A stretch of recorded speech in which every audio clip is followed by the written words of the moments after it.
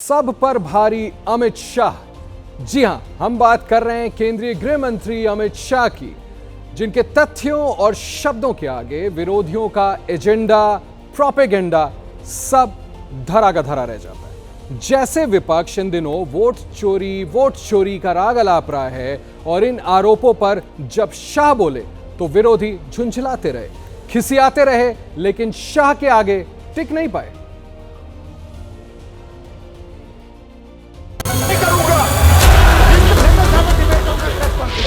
Vote चोरी किसको कहते हैं वो मैं बताना चाहता हूँ। और हमारे यहाँ कुछ परिवार ऐसे हैं जो पूछते नहीं वोट चोरी करते। अच्छा बोलिए आप।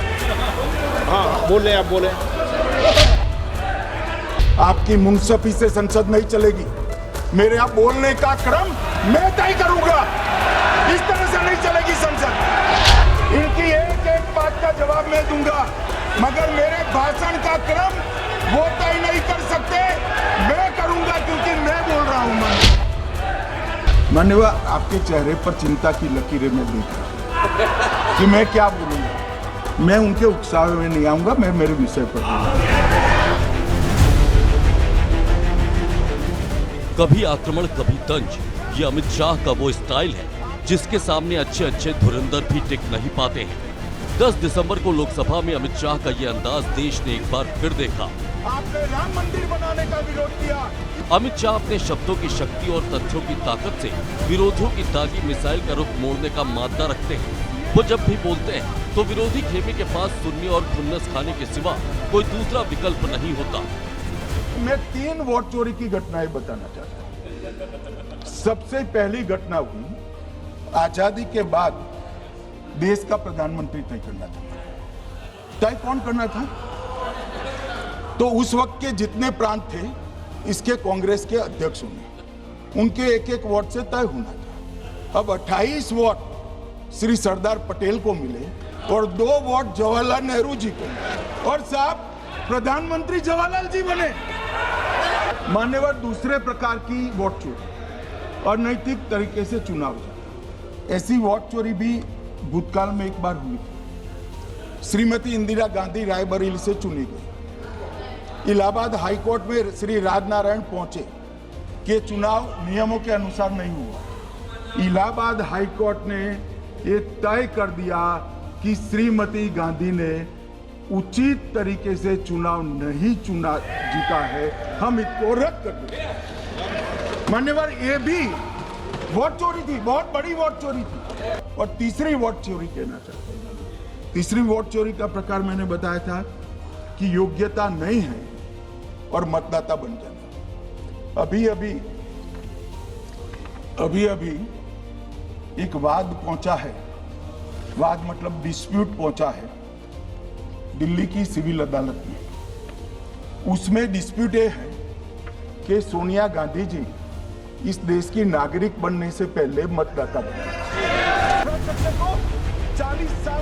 सब जानते हैं कि अमित शाह जो कुछ कहते हैं पहले उसे तथ्यों के तराजू पर तौलते हैं और फिर बोलते हैं। इन दिनों जैसे वोट चोरी कांग्रेस की जुबान पर है, सड़क पर संग्राम से लेकर संसद के अंदर तक चर्चा हो और विपक्ष के हर आरोप को उन्होंने अपने शब्द बाणों से भेद दिया। ईवीएम का उपयोग सबसे पहली बार 2004 में हुआ। 2009 का चुनाव हुआ, पूरा ईवीएम से हुआ, ये जीत गए, चुप्पी साध ली। 2014 में सब हम जीते तो कौ चालू कर दी। इलेक्शन कमीशन ने जून 2017 में 3 दिन तक ईवीएम इलेक्शन कमीशन की ऑफिस में रखे कि कोई भी पार्टी आकर ईवीएम को हैक कर बता दे। ये तो गए ही नहीं मान्यवर, मगर एक्सपर्ट भी नहीं गए। चुनाव की चोरी बंद हुई है, इसलिए पेट में दर्द हो रहा है। अब आज ये पूरे एक्सपोज हो चुके हैं। कांग्रेस एसआईआर को असंवैधानिक बता रही है। इस आरोप का लोकसभा में जब अमित शाह ने जवाब दिया तो कांग्रेस कटघरे में खड़ी नजर आई और उसके दावे हवाई दिखे। मई 2014 से चुनाव आयोग को एक भी चुनाव सुधार का सुझाव कांग्रेस पार्टी से नहीं। नरेंद्र मोदी सरकार बनने के बाद आज तक कांग्रेस पार्टी ने चुनाव आयोग को एक भी चुनाव सुधार का प्रपोजल नहीं दिया। मान्यवर, ये कई बार मिलने गए हैं, मैंने उनका प्रेस कॉन्फ्रेंस भी देखा है। उनका प्रेस कॉन्फ्रेंस था चुनाव प्रक्रिया के अंदर उनका जो डिस्प्यूट है वो ऑन गोइंग इलेक्शन में इसको रजू करने का। चुनाव सुधार जो होता है, चुनाव के पहले चुनाव के नियम जो तय होते हैं, इसके लिए सभी दलों को बाकायदा पत्र लिखा जाता है। अमित शाह जब जवाब देते हैं तो पूरी तैयारी के साथ देते हैं। उनके जवाब में तेवर और तंज का ऐसा बैलेंस होता है जो विरोधियों का बैलेंस बिगाड़ देता है।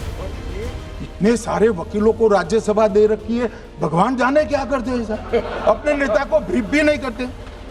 कल देर रात को मान्यवर में मेरा भाषण तैयार कर, तो मैंने अपने आप को पूछा कि ये सब इतना स्पष्ट है तो ये मुद्दा क्यों उठा रहे। मेरी समझ में अगर इतना पढ़कर आता है तो उन्होंने भी तो पढ़ा होगा, ये मुद्दा क्यों उठा रहे। ये अमित शाह की उसी आतिशी पारी का ट्रेलर है जो 2 दिन पहले उन्होंने विपक्ष द्वारा तैयार की गई वोट चोरी की उसकी ही पिच पर खेली और ऐसी धुरंधर पारी खेली कि सबकी बोलती बंद कर दी। इन्होंने कहा कि वोट चोरी से जीतते हैं, वोट चोरी से नहीं जीते हैं। आपने सर्जिकल स्ट्राइक का विरोध किया इसलिए हम जीते। आपने एयर स्ट्राइक का विरोध किया इसलिए जीते हैं। आपने 370 हटाने का विरोध किया इसलिए जीते हैं। आपने राम मंदिर बनाने का विरोध किया इसलिए जीते हैं। आपने घुसपैठियों को हटाने का विरोध किया इसलिए जीते हैं। आपने सीएए का विरोध किया इसलिए हम जीते हैं। आपने ट्रिपल तलाक हटाने का विरोध किया इसलिए जीते हैं। और आप 1 नेशन 1 इलेक्शन का विरोध कर रहे हो इसलिए हम फिर से जीते हैं। क्या समझते हैं कि वोट चोरी कर जीते हैं। माननीय, और मैं अभी भी कहना चाहता हूं, एसआईआर का विरोध करोगे तो बिहार की जगह बंगाल और तमिलनाडु में भी साफ। तमाम विपक्ष के नेताओं से भी अनौपचारिक तौर पर अगर बात करें तो ज्यादातर लोग ये मानते हैं कि अमित शाह जितनी मेहनत करते हैं उतनी हर किसी के बस की बात नहीं है।